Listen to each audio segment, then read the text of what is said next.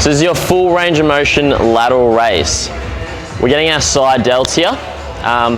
What you want to think about is spreading towards the walls, slightly in front of your body. You're gonna have a little tiny bend in your arm, and you're really gonna think of spreading away. You're gonna want to really think up.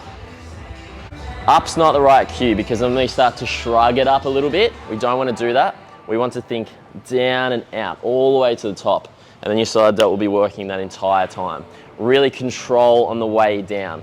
You're also going to want to drop it from the top. We want to control, use that tension on the way down to crush the lateral delts. This will require you to go a little bit lighter, but once you start to nail the lighter reps and you feel the stimulus that's giving it, you'll have confidence picking up the lighter dumbbells anyway.